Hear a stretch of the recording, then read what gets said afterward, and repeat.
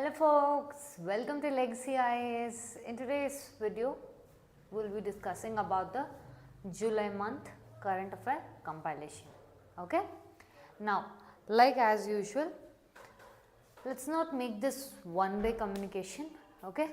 Let it be both sides. Alright. Once I keep talking or once I keep asking questions, you will also asking things which you have a doubt about or any follow-up questions or any particular topic you want me to address about. Alright. So, let's get into the video. Alright.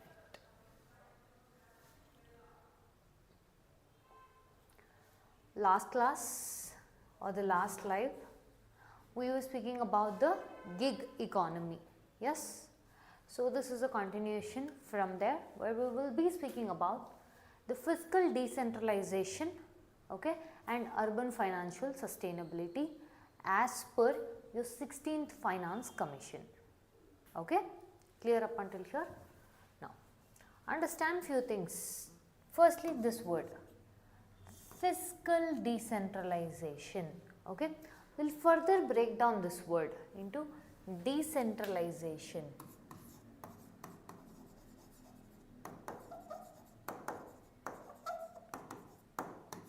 I can use all these mnemonics, textual languages and all. You can't use that. Okay. When I say you can't use that, it's in your paper, mains paper. What is decentralization first and foremost?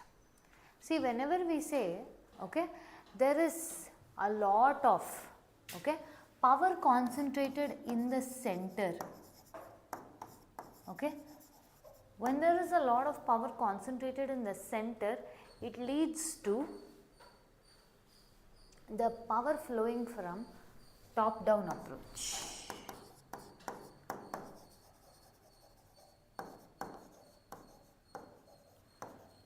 Okay. So, what happened was, let us say your, because we are still talking about the topic of decentralization, your Balwant Rai committee, or your Ashok Mehta committee, specific to your decentralization. The findings in your Balwant Rai committee, let me write it down.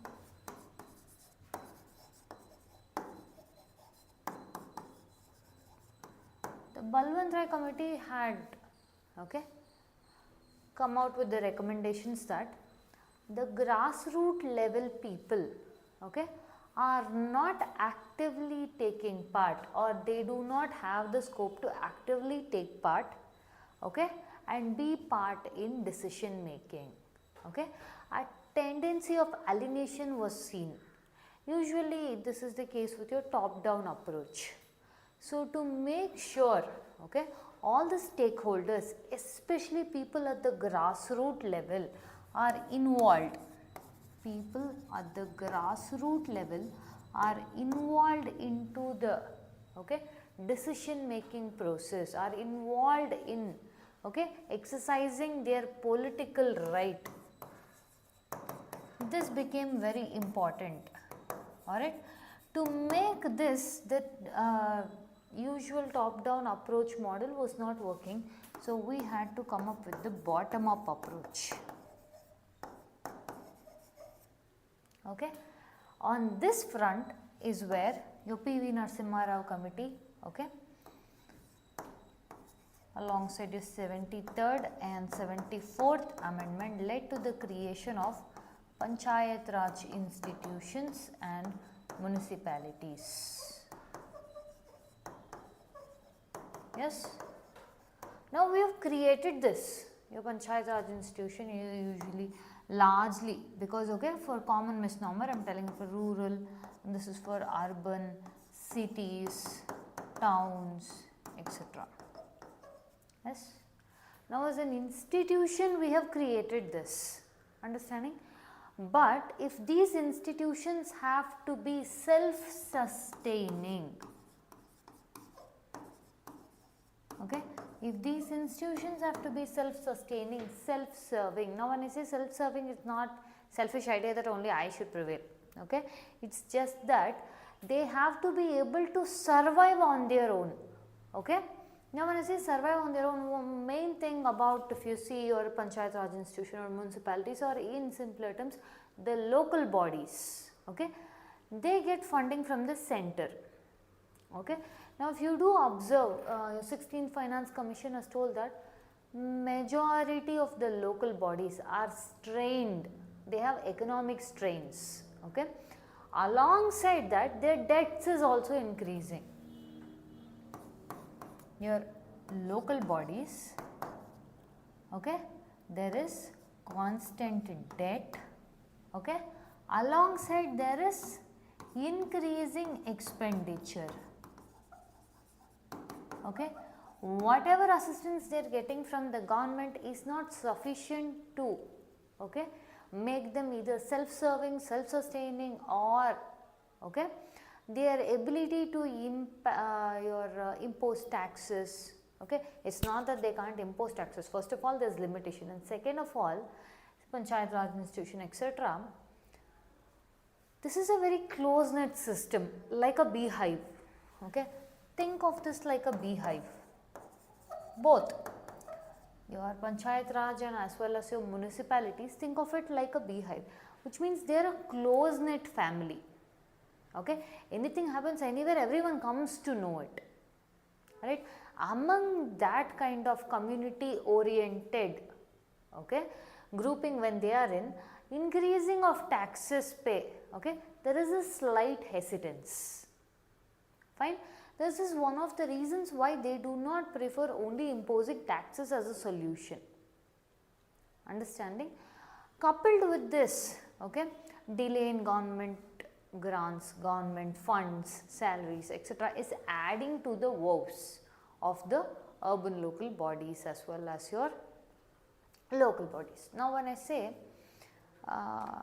for example, pandemic happened, COVID pandemic.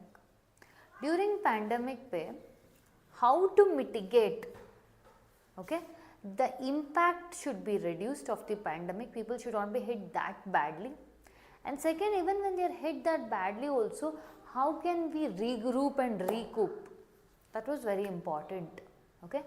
When this kind of planning was to be made, okay, they excluded the municipalities in that. And who are the ones they are first directly in contact with, or who are the ones they are first having a deep rooted contact?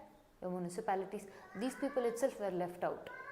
Okay, during your pandemic times, pandemic preparedness, pandemic, okay, how to mitigate the impact or how not to be hit largely. So in these conditions, okay, they were left out. Understood up until here? Any doubts? If anything, okay, comment in the comment section. Alright, clear up until now? Look at this. Your 16th Finance Commission is speaking about financial sustainability specific to your urban areas. Okay, your urban areas contribute 66% of the country's GDP. Okay, and yet they are the ones with inadequate fiscal support. Understanding? Whereas let us take a comparison with other nations as to how much they are spending on their urban local bodies. Okay.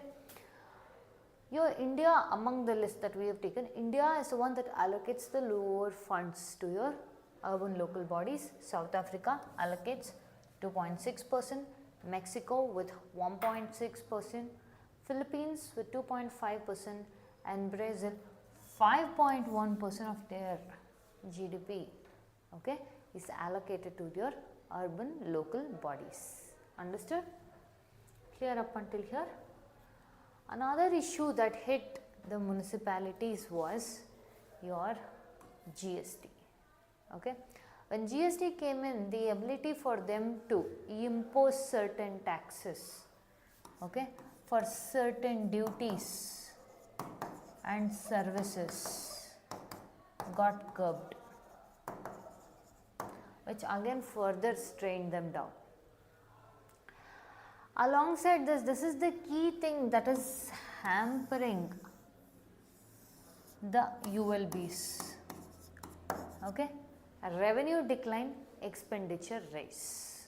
Okay, this is one of the main reasons. This is universally seen or widely seen with respect to all Indian, okay, not just with respect to any particular state, okay, widely we are seeing it with respect to Indian states, okay, all the states universally if you put together, okay, with respect to Indian states we are observing a revenue decline but expenditure on a higher rise. Understanding? Your RBI survey points out that 221 municipal corporations, that is almost your 70% of the municipal corporations experienced a revenue decline, okay, while expenditure rose sharply by 71.2%. This is what we mean by a revenue is declining, expenditure is on the rise. Understanding? Clear up until here? Another thing is your property tax issues. When a survey was conducted, okay, the results was of all the countries, India was the one which had lower collection of property tax.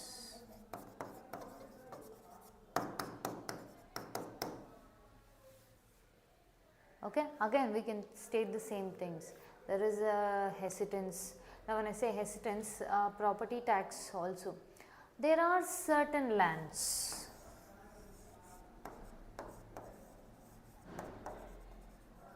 okay, certain lands or properties which are not yet of use, okay, which if given to the municipalities they can put it to use, they can rent it out in the sense meaning they can impose tax on it and earn income from it, but the provision is not given to them.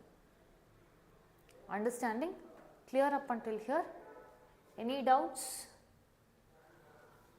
Another main issue they have, okay, with respect to your urban local bodies is data challenges, okay. Another thing is your parallel agencies and schemes. Say for example, what we speak is your MP LUDs, local area development, okay. The funds that your MPs get, they end up using it to the particular schemes of their choice, yes.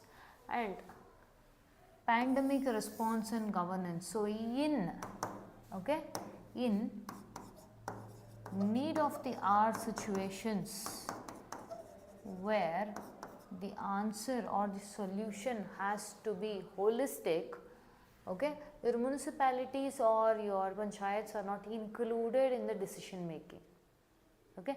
This puts us in more, okay, of the simpler understanding. Take of this direct contact. I am not telling in the pandemic spreading the disease sort of way. You are in direct contact with the people and you leave out that body. Understanding? Somewhere the dissemination of information, awareness, ground realities is well known to this kind of people, and they were the ones that was left out. Understanding? Another thing is policy paradigm, local government autonomy. Now this local government autonomy is always a constant conflict between your governments and the local bodies. Another thing is your infrastructure and human resource deficits. This is plaguing your local bodies, more specifically your urban local bodies. Understood? Any doubts up until here? So up until now we have seen the challenges. What challenges is it facing? Now we will see how or what ways can be used, okay, for better urban financing or for better financial decentralization. Understanding? First thing is property tax augmentation, levy of vacant land tax. Now this is what when I explained, there are certain kind of properties that your municipalities, okay, they can levy these kind of taxes, but the provision is not yet given. Digital transformation, user charges for services. Okay, this is a very important model and considered as the need of the hour in the present moment with respect to your urban financing. Public private partnerships. Okay, many states have also started this concept of municipal bonds. Who will believe in the institution which is completely debt ridden? So you have to increase the public trust with respect to financing. So debt financing. Another thing is support for local economy and social stock exchange. Understanding? See, like I told you, because these people are the ones who are in direct contact with the public, public trust becomes very imminent, and usage of that public trust, okay, to implement your policies, schemes, especially in moments like your pandemic, becomes very pivotal. Clear up until here? No.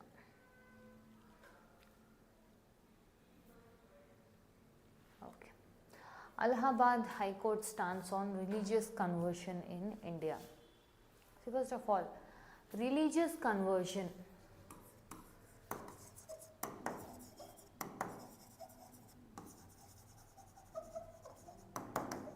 Simple, let's take it in simple, let's break it down. Is it allowed in India?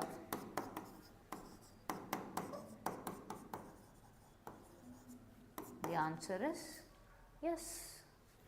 It is allowed in India. Okay. The question comes, forceful religious conversion, is it allowed in India? Answer is big no. Same thing, only one word change. It is a single word change, but the impact of it is very higher. Religious conversion is allowed in India. As a matter of right, promoting, propagating your religion is a fundamental right. Understanding? But that promote and propagate does not include the word forceful conversion. Okay? That forceful conversion doesn't necessarily have to mean physical forcing. It could mean coercion. Okay? It could mean for example, taking undue advantage of for certain people, economic situations. Also, see, it is no secret that there are certain stringent measures, okay, or stringent laws with respect to any religion. Majority of the religions, if we take Hinduism, Islam, Christianity, Buddhism, yeah, Buddhism again majority religion, we can put it in the tag here, okay. So, majority accepted religions. Right. So, all these religions, if you see, in crux, if I am going to tell this, no religion speaks, okay, of committing any crime against any other being. Okay. If it is being followed as a part of it, it is because we have misinterpreted it. Understanding? Religion on its own hasn't been speaking like that. And one more thing when it comes to religion, okay. India is a country that follows positive secularism. In paper and in principle. Understanding? It follows it.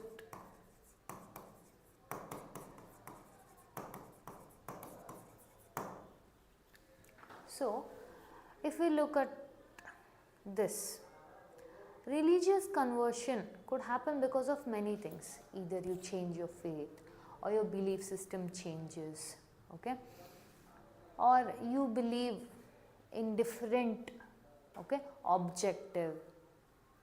Other case, it could be because you are marrying someone of another religion. Okay, it is not mandatory that if you marry a person of another religion, then you will have to convert. But we have seen instances where even conversion is for reservation. Conversion is for certain benefit associated with it. Okay, many times people end up targeting your economically weaker sections, okay, and very vulnerable sections of the society such as your SC, ST, okay, poorest of poor sections. They are targeted as the benefit audience, okay. Now, if you start doing this, okay, the demography of India, okay, with respect to the religion can get altered, okay, that is also a huge possibility. So, it's just one word, forceful. Conversion is allowed, then what is it with forceful? Yes, one word, but the implication of it is very higher. Alright. Look at this. Article 25 guarantees freedom of religion for propagating of religion, but does not explicitly permit conversions. Here propagation refers to, which means you spread your religion. Promoting a religion but does not include converting individuals from one religion to another religion. Understanding? Let's look at this. Like we discussed, SC, ST and economically disadvantaged section, especially across Uttar Pradesh. This is a topic that we are discussing in current affairs is because of, okay, the case which started in the Uttar Pradesh. We will see the constitutional features, okay, which are guaranteed with respect to your freedom of religion. Okay. Article 25, freedom of conscience and the right to, look at this, freely profess, practice and propagate the religion. Okay. It is subject to public order. Now, this is the reasonable restriction. You cannot give out absolute right. Understanding? Fundamental rights do come with reasonable restrictions. Here the reasonable restrictions with respect to Article 25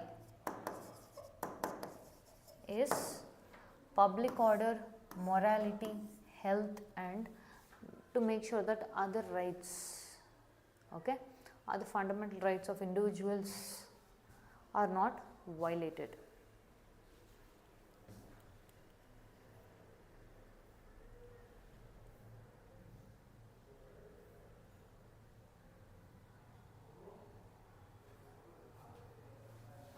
Understanding? Next is Article 26, which speaks about a right to establish and maintain institutions for religious and charitable purposes, which means you do have the right to establish religious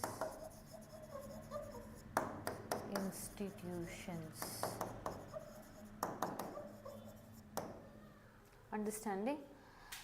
This is very important to make sure that yes, I am going to make sure I am going to set up an institution for promoting my religion and otherwise, okay, to make sure that my practices, my culture, okay, are reached out to my section of the people properly, both the cases.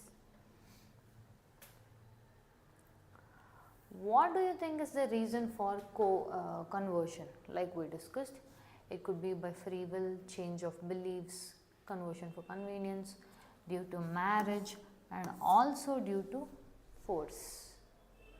Understanding? This is not allowed. Okay. One main thing we have seen, that is when a conversion happens, okay, it is to be very much watched, okay, as to whether it is, okay, willful conversion or forceful conversion.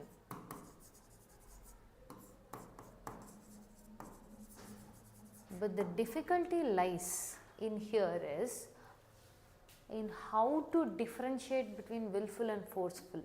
Certain times they can get disguised, okay, certain times they can get disguised in the form it appears willful, okay, it appears willful, but it could also be due to certain advantages that you will get, okay, certain economic conditions which can be met.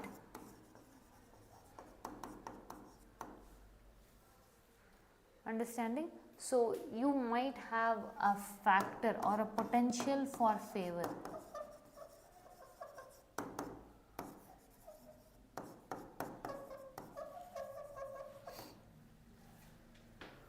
Okay, chances are there. Understanding? Clear up until here? Any doubts? I am hoping you are understanding up until here. Clear?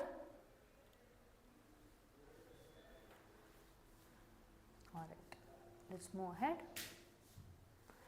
The next topic, before that let's just see what are the laws that are present, okay, for your anti-conversion. Anti-conversion laws in India, there is no one such central law, but rather states, okay, can implement one, but as a unifying all India anti-conversion law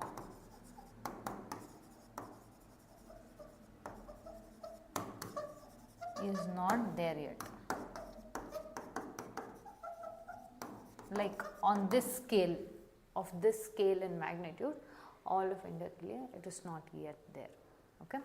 When we see with respect to the states, okay, the states which implement the laws, there are certain criticisms associated with it.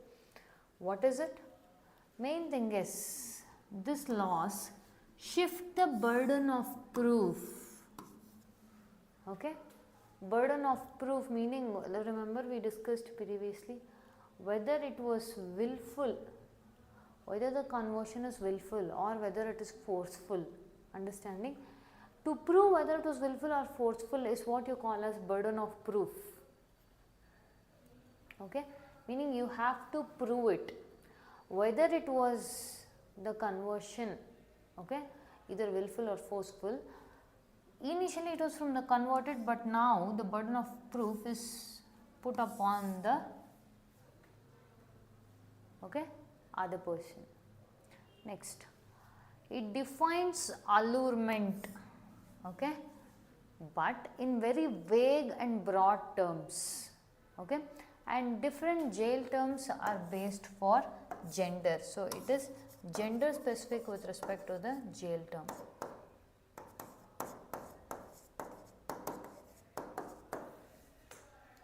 Okay, let's see.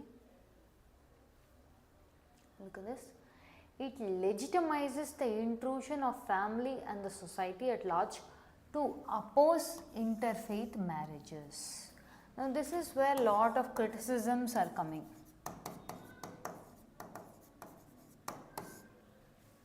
Okay, this is where a lot of criticisms are coming as a matter where people are telling, okay, that is the people who are opposing that this factor, that is your legitimizing intrusion of family, meaning choosing a partner, okay, decision to marry a partner, okay, of two both consenting legal individuals.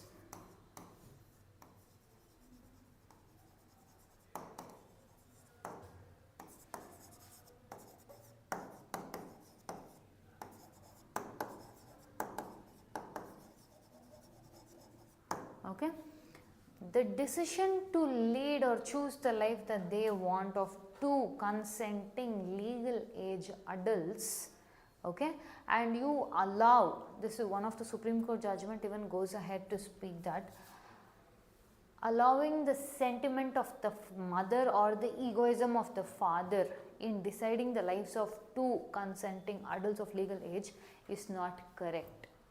Which means you are taking, or you are basically taking or intruding into the concept of choice of two consenting people. Yes, that is what the criticism speaks about. Okay, when we allow,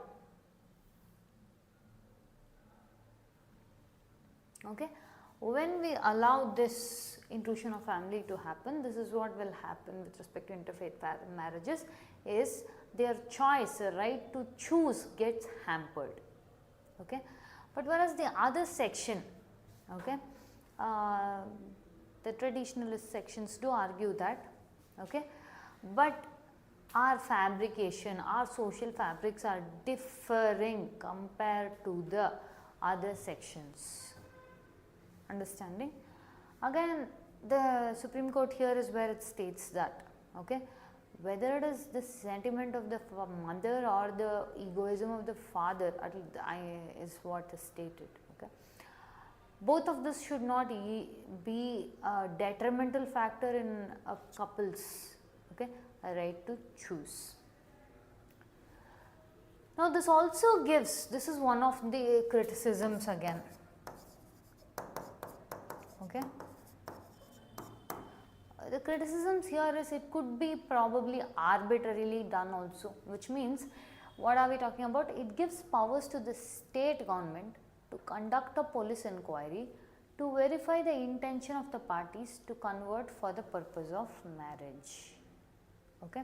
So, you understand one main important thing, there is no law, or there is, at least legally, there is no mandate that, okay, if you marry another person from a different religion, that you have to convert to their religion. Now, this I am speaking only in terms of, okay, law or legalized version, not your religious versions.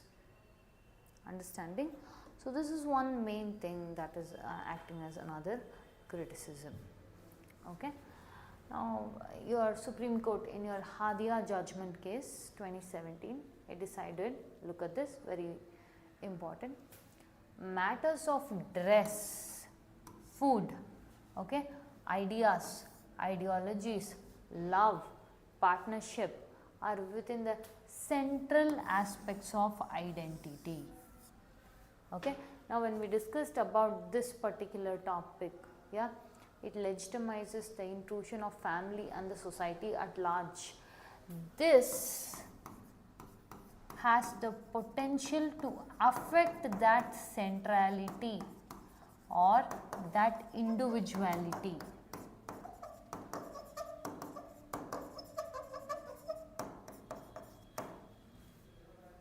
Understanding? This has the ability to, or when I say ability, this has the potential to affect that centrality or individuality. Understanding? Look at this. Neither the state nor the law can dictate a choice of partners or limit the free ability of every person to decide on this matters. So, this is what we kept speaking about when we said right to choose, which in turn, okay, if we take in a broader, okay, agreement as how your Supreme Court takes. So, you have no right to interfere on a person's right to life. Yes, understood? Understanding up until here? Any doubts? Anything you didn't understand? Clear? We'll move ahead. Look at this. In Salamat Ansari or Priyanka Karwar case 2020, the Supreme Court was of the view that the right to choose, this is what we kept discussing, the right to choose a partner or live with a person of choice is a part of Article 21, a right to life and personal liberty. That is what we were discussing up until now. It also held that earlier court rulings upholding the idea of, okay, religious conversion for marriage as unacceptable are not good in law, meaning it is their will. Understanding?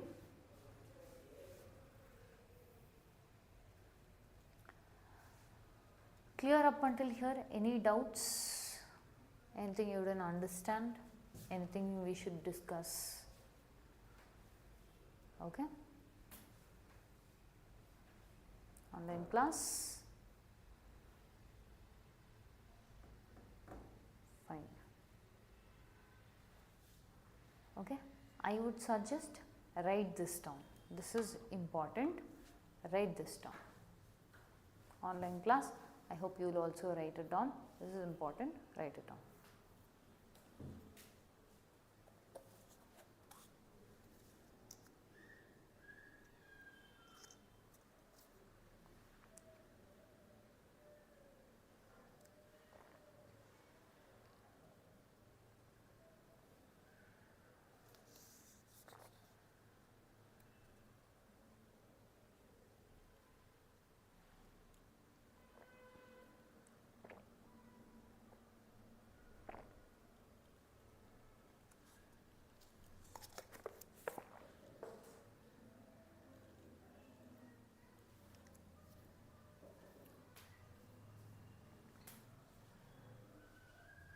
Done?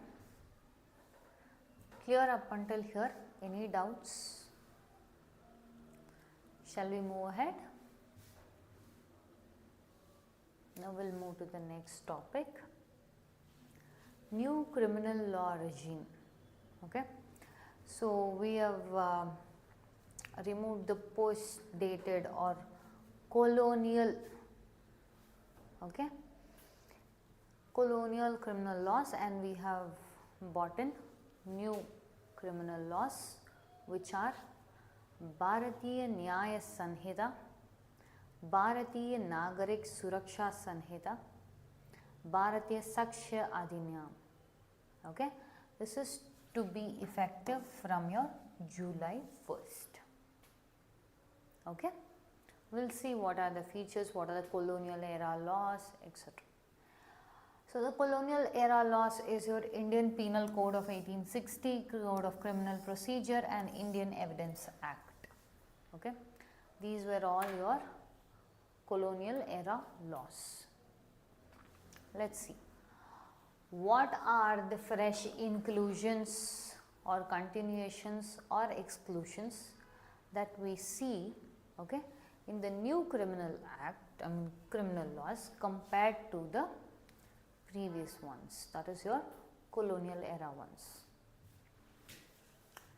The first thing we will be discussing about is clause 69, which is present, which speaks about sexual intercourse obtained through deceitful means, okay, in promise of marriage. Now when we say deceitful means in promise of marriage, okay, in promise of love, okay, or in any other reason, promise of employment, economy, etc., in multifaceted, ends up with imprisonment and a fine up to 10 years. Understanding? False promise of employment, promotion, marriage, etc., by concealing the identity. Understanding is also, okay. Now, the clause 103, okay, identifies murder on the basis of race, caste or community as a distinct offence, and also it addresses lynching. Now this is, okay, taken as a part of your Supreme Court verdict, which in turn speaks about your mob lynching. Understanding? See, when we say murder with respect to the race, caste, gender, is to address, okay, address the atrocities created by a section of people, okay, belonging to a particular community, okay, belonging to a particular caste, belonging to a particular race, okay. That's more of like, see, when it is with respect to race, etc., it's more of a racial crime, okay. So you are committing the murder because of they belonging to a particular, okay, either race, caste, community, because they belong to a particular category, Okay, they are committing this because of that. So the murder which is going to be identified is also going to be based on that, on what purpose was it done.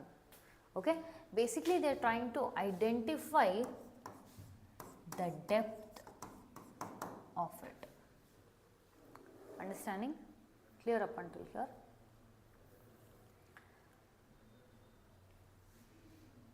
Clause 304 of 1.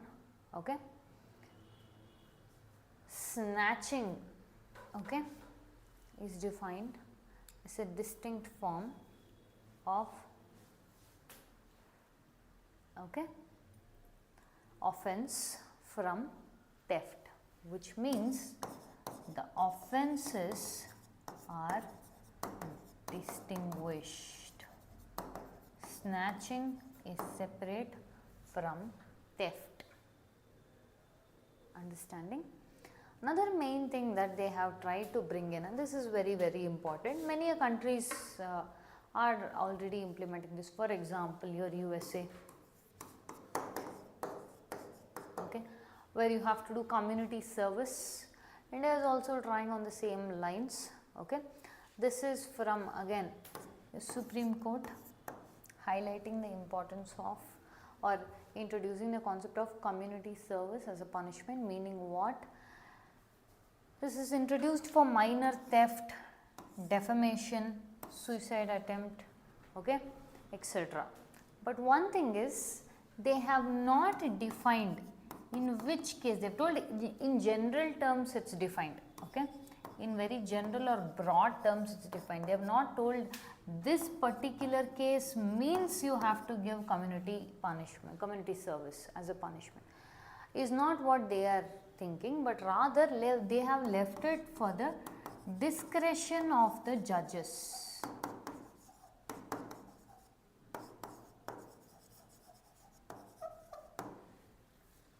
Understanding?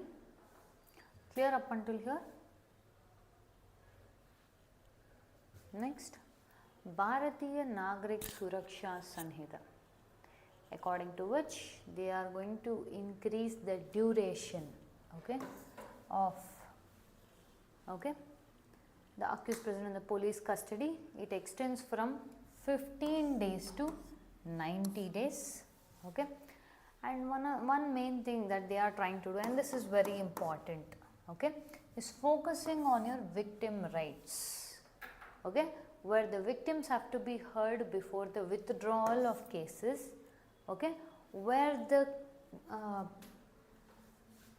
sentence or the severity of the crime is such that the imprisonment is of 7 years or more, okay.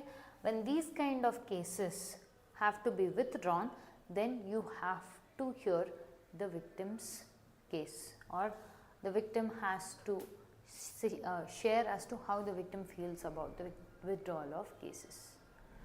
Clear? Another thing we will be speaking about is in absentia trials, which means now they are going to tell that it is not mandatory that accused has to be present.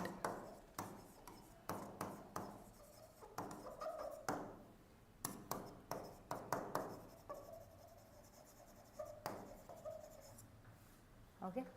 So now it is mentioned that it is not mentioned anywhere or mandatory that, okay, at least in this new law we are talking about, it is not mandatory that the accused has to be present for the trial to happen. Now for this there is again a criticism which speaks, if this is left like this, then the inability to catch the accused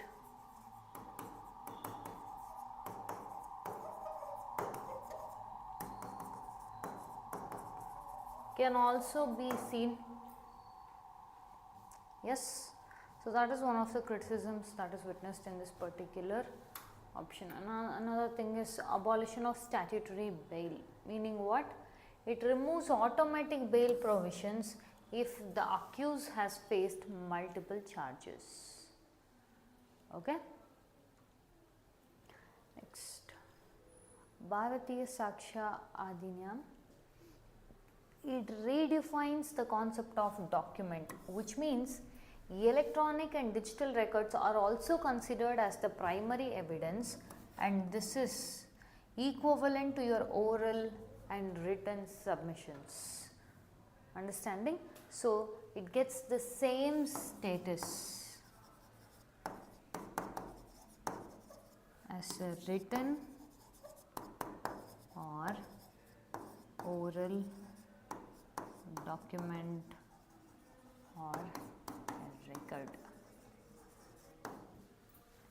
Understood? Clear up until here? And also one more main thing is it has broadened the scope of secondary evidence. Understanding?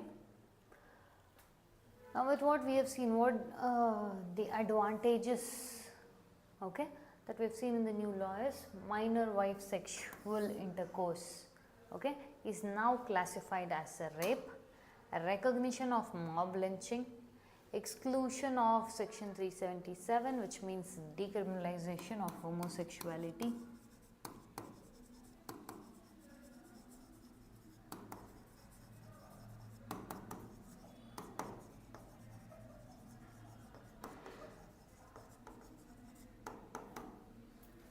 okay, promotion of video trials, which means they are trying to, okay,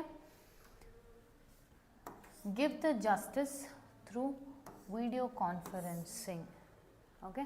Now again, one of the criticism that if you see, it is that if they are going to hurry the decisions, what if, again this is a potential condition, okay, what if that they would hurry the decision, what would happen then, okay, which means it is too hurried, what if it is correct or not, that question also raises, yes. Now this is important, write this down, online class, I hope you also write it down, is very very important, okay. I will give you a minute, write it down.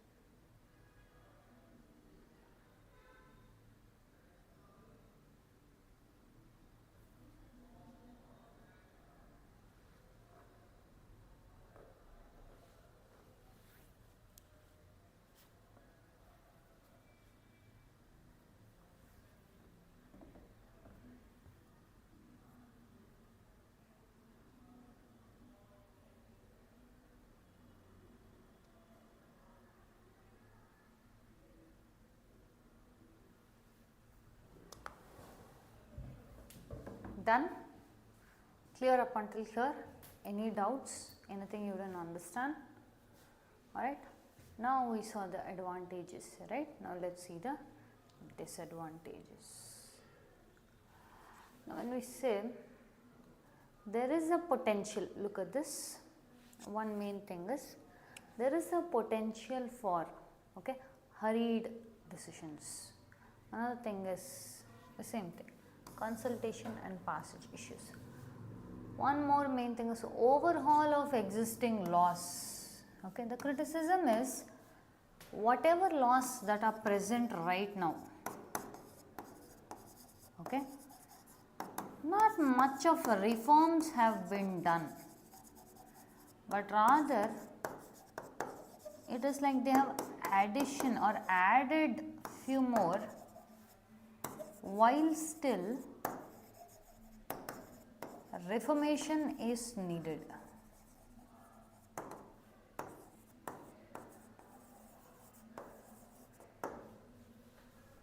Understanding? And also they have broadened the sedition definition. See, your sedition itself is a colonial era law or concept. Usually, take it from this example. When this sedition law or concept of sedition was introduced, the nationalists at that point of time or the freedom fighters at that point of time didn't like it, because just because of voicing out their opinions, the British misused sedition. That's a different case. Because you're voicing out your opinions, okay, you are going to pick them and throw them in jails. You're not going to even have trials for them. For what? Because they spoke against you. I mean, that is how they used it. So, you are curbing the concept of free speech. Yes. So, our nationalists fought against the sedition. But that being a colonial era concept has still remained in our law. And alongside that, they have increased or they have broadened the definition of sedition, which is another main criticism. Okay. Gender specific rape laws, which means, okay, there is no provision for male victims in the sexual assault. Clear? Okay. Like one of the criticism, overhaul of existing laws. There is already so much laws, there is not much reformation done upon these new things. How exactly are we going to make sure that this will be applicable? Okay. So, the way forward, how we are going to implement this is what we will see. First, training and education. The universities from 2024-25 will start implementing, okay, this in the universities, that is including it as a part of curriculum. Awareness and public information, okay, and to make sure people are aware as well as, okay, that they will be able to use these things. NIC, National Information Center, has developed e-Sakshya, Nyayashruti, e-Saman, okay. And another main thing is capacity building.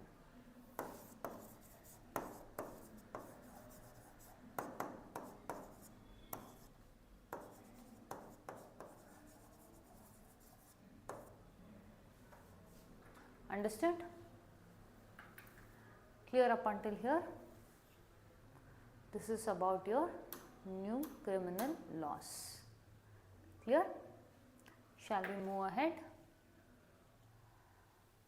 Look at this. Proposal to use enemy agents ordinance in Jammu and Kashmir. What is this enemy agents ordinance? Okay. It was introduced in 1917 by the Dogra Maharaja of Jammu and Kashmir. It was incorporated in the Jammu and Kashmir Constitution 1957, especially under section 157. What is this enemy agents? Look at this. Let's say I have an enemy. This guy is frowning. He looks at me, he's frowning. That's why my enemy. Now, anyone, his friend guy, okay, equally frowny guy. Now, when this guy is the actual enemy, right? He is trying to do some harm to me that I am aware. So, what I do is, I target his friends, because again this fellow will cooperate with them, he will share information about them. Yes. Now, this guy becomes my enemy. this guy becomes my enemy agent.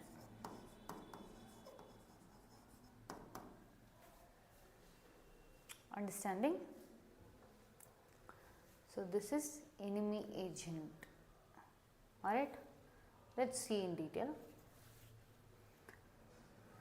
When your Article 370 was removed, right, your Enemy Agent Ordinance and Public Safety Act were still retained. Okay, whereas your Ranbir Penal Code initially, while your Article 370 was in place, Indian Penal Code was not applicable in Jammu and Kashmir, but rather your Ranbir Penal Code was the one that was applicable. But post removing of Article 370, Ranbir Penal Code is no longer applicable, but rather it is replaced by your Indian Penal Code, IPC. Understanding? Now, what is this enemy agent? Agents or friends of the enemy to be targeted rather than the enemy itself. Okay. Now here the enemy concept is defined like how it was in the context of 1947 tribal invasion. Understanding? Look at this, this is a very important one.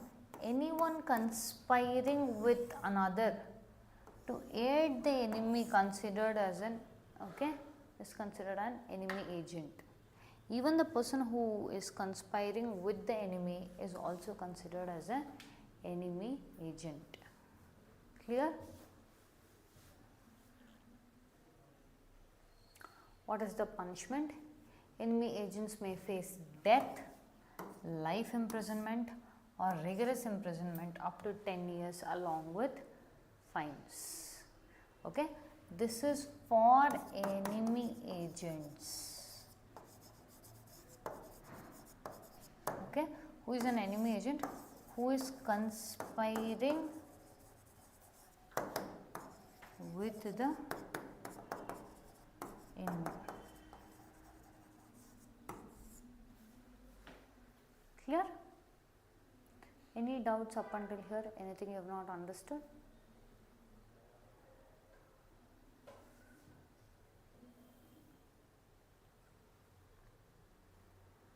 Fine. Now, on the same topic, let's discuss Unlawful Activities Prevention Amendment Act, or your infamous UAP. Okay. This bill speaks about, central government may designate an organization, or a terrorist organization. On what basis can it do? If, if a person commits or participates in any act of terrorism. Understanding? Another thing is promotes terrorism in any form or in any medium or in any media.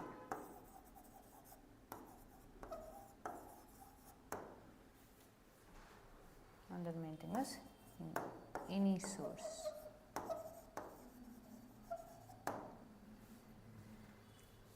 Understanding? Clear up until here? Look at this. The word terror or terrorist is not defined, but what constitutes a terrorist act is defined, which just means that to threaten or likely to threaten, which means here the act has not taken place. Act has not been done yet, but the possibility of doing is higher.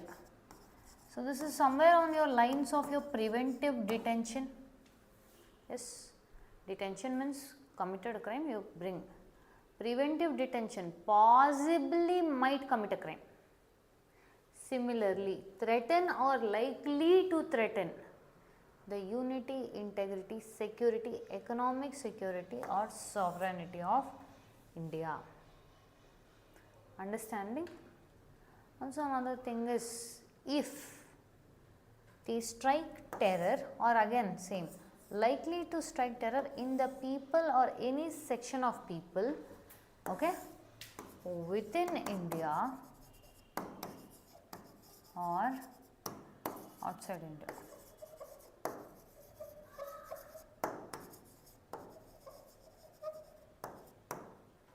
This is very, very important. Please write this down.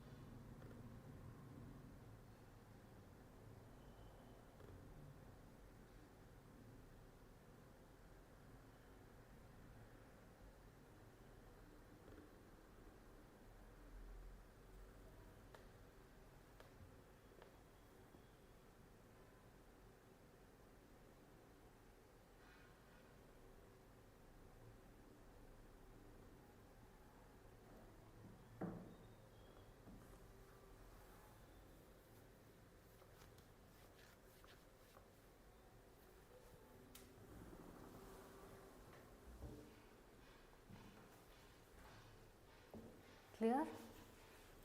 Understood up until here? Any doubts? Moving ahead. The next topic we will be speaking about is Kaveri River.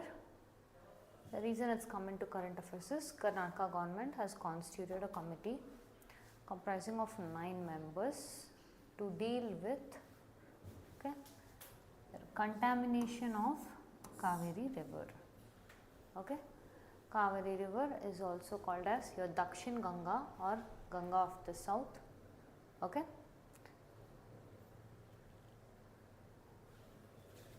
when your Kaveri flows through, it creates a wide delta called as the Garden of South India. Understanding? And if you look at the Kaveri basin, it's divided into 3 parts: the Western Ghats, Plateau of Mysore, and the delta that it creates, Garden of South India. Okay, if you also see the soil, okay, it is one of the fertile soil. We have alluvial soil, we have red soil, so there is a mixture of lot of it, but it is a very much fertile soil. The tributaries, if you see, okay, we have left bank tributaries, right bank tributaries. Harangi, Hemavati, Shimsha, Arkavati are the left bank tributaries. Lakshman Tirtha, Kabini, okay, Bhavani are your right bank tributaries. Okay, this is very important from your prelims perspective.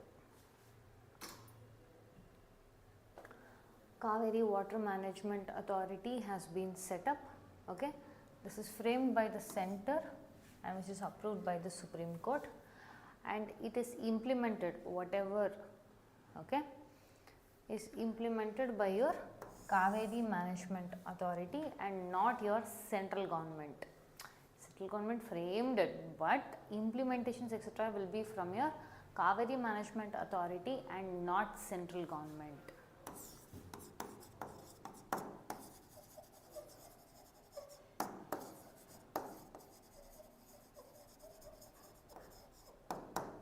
Okay. What is it? Mainly it is for the release of water from Karnataka to Tamil Nadu, Kerala and Puducherry.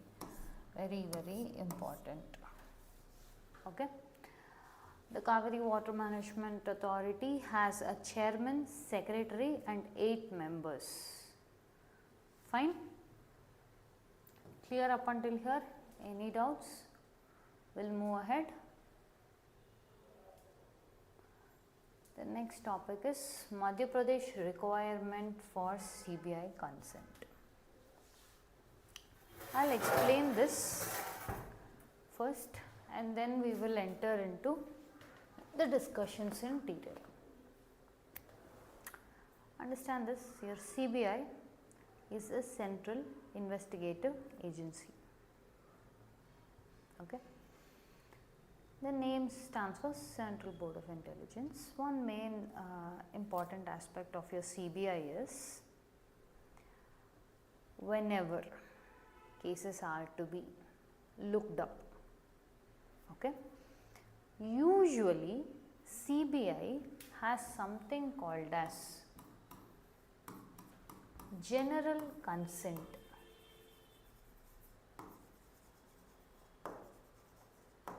From states, meaning usually if CBI is going to look up on any public official, this first we are talking about is the state ka issue. Then it is understood that, okay, CBI has got the consent, general consent. When we mean, they don't have to go to the state government and ask them permission that I am going to look upon this particular public official. It is just understood that the states have given me the consent. Fine.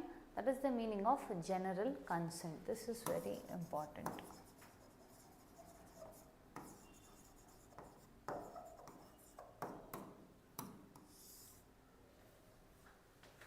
Clear? Now what is happening is, many states are refraining from the general consent, which means we are expecting that the CBI should ask the state government in writing before initiating any inquiry against state officials. Now this is what we were speaking from your state government perspective. From your central government perspective, joint secretaries and above, if they have to investigate, okay, your CBI on its own they cannot do. Understanding? So this brought in a sense of, okay, almost your Supreme Court calling CBI as a caged parrot. Whatever it masters tell, it is repeating. Okay, so a sort of public trust gets affected. But if you see the body of CBI, almost the case solving capability or the percentage that it stands at is 70 to 80%, which means it is on par with one of the best in the world.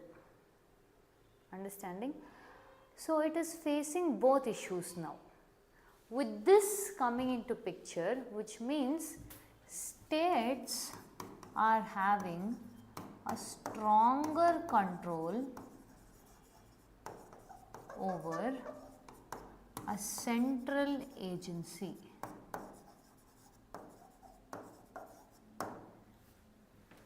This is the issue. Understood?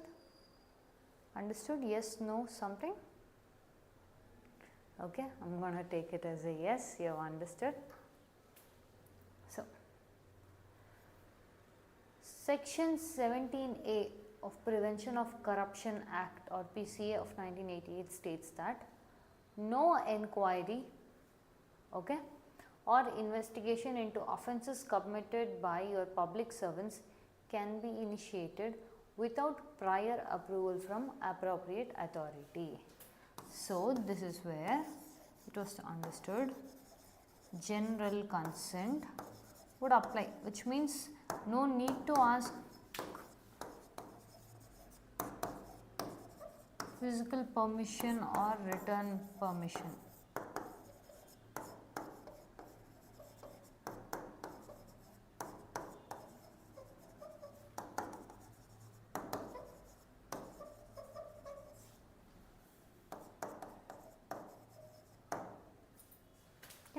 It was more of understood.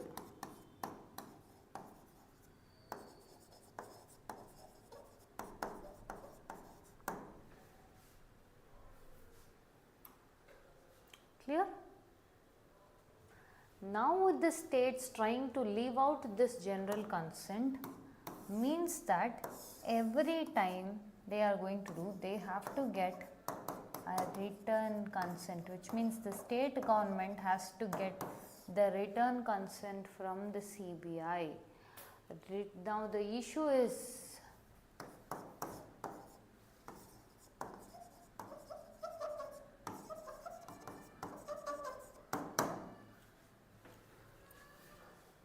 understood?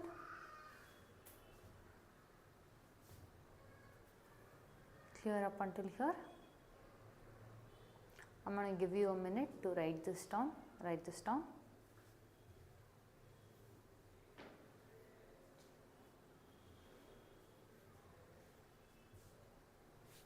Both these. Write on both of these.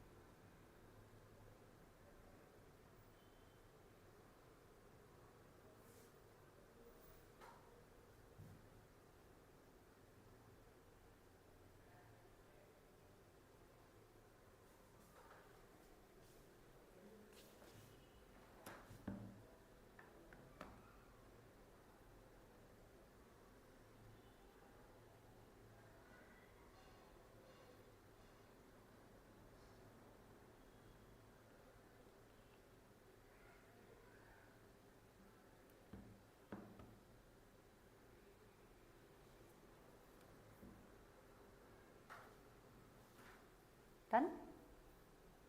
We'll move ahead. Now, what is the impact of this? Many states are trying to follow that. The states control over central agencies, which means, okay, this affects the federal governance in India. Write this down.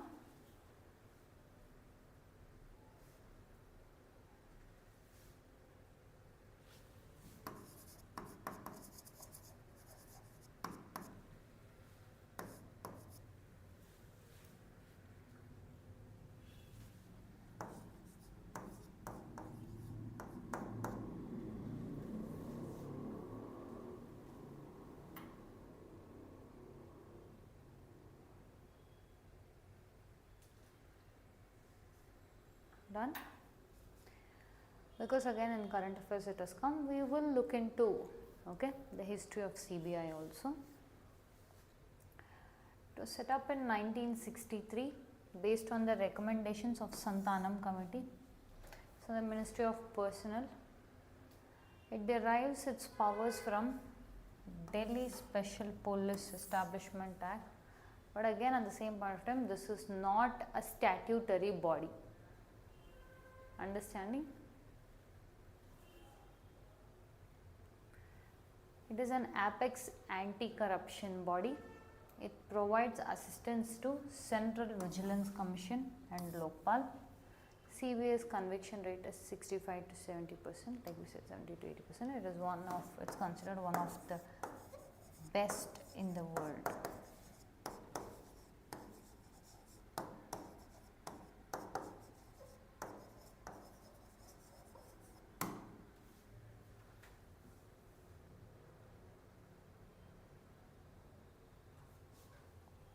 Okay.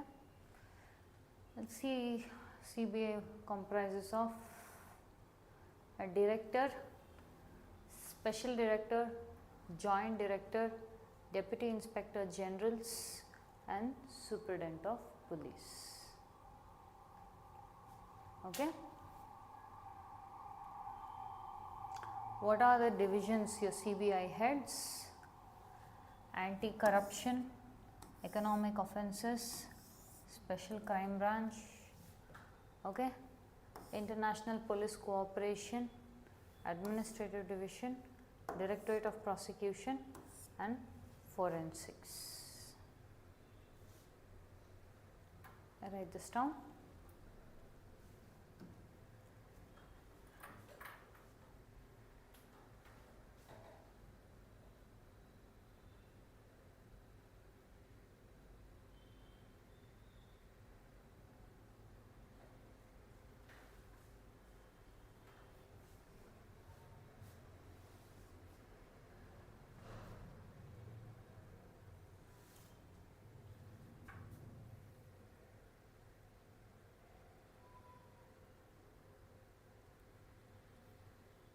Done? Clear up until here? Let's move ahead, because this is very, very important. While a question on CBI is asked, okay, while you have to give a balanced statement, you have to give both the positives, negatives, advantages, disadvantages, okay. You can use this while describing what has CBI become. Section 6A of Delhi Special Police Establishment Act speaks that joint secretary and above have a protection, okay, from facing preliminary inquiries by the CBI in corruption cases. The Supreme Court held as it is invalid and violates the Article 14 or your right to equality.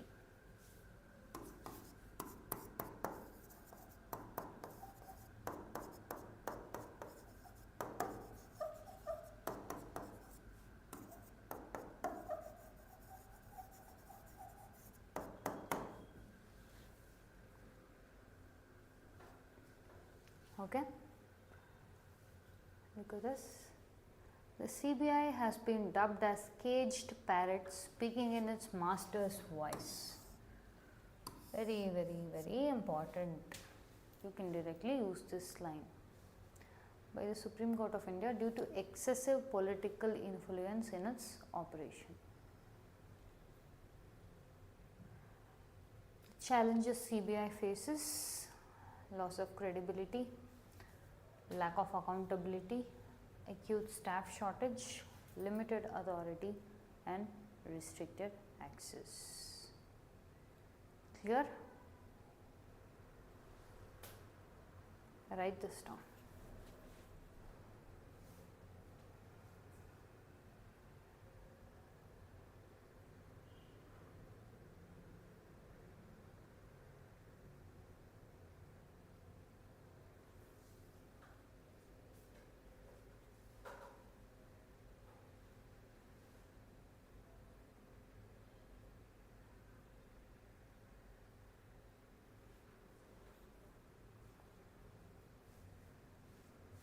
Done.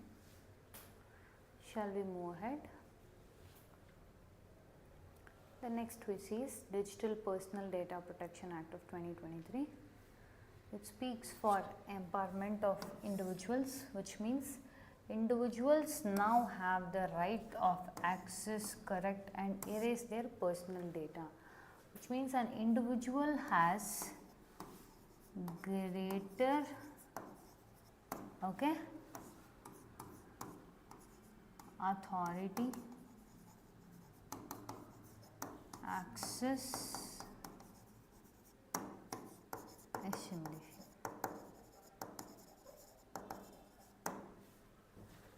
Okay, over their personal data.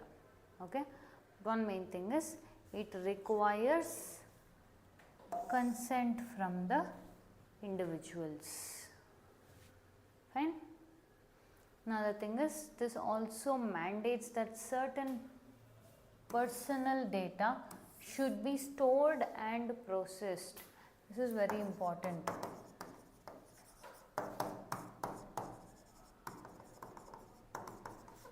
Within India only.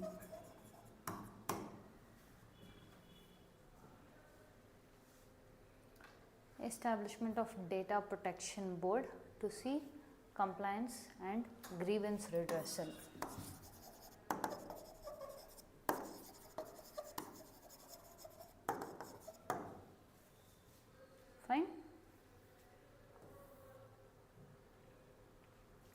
if in case a breach has happened, okay, one main thing is organizations should inform, okay, both the individuals as well as data protection board about the breaches which could compromise the personal information, okay, which is holding the organizations accountable, and they are the ones. Now when I say responsible not for the attack but in informing the individuals as such a DPB or your data protection board, okay. In case you do not comply, that is your meaning your organizations do not comply, then substantial fines will be levied for their violations. Clear? One main issue is parental consent. See, yes, it is a good thing that parental consent is given for children, okay, who are not yet of age or minors.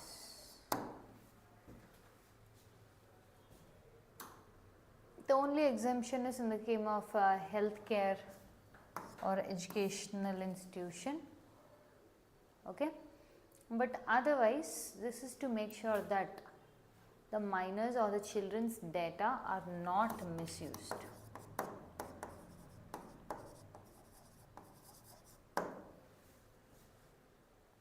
Okay, I write this down.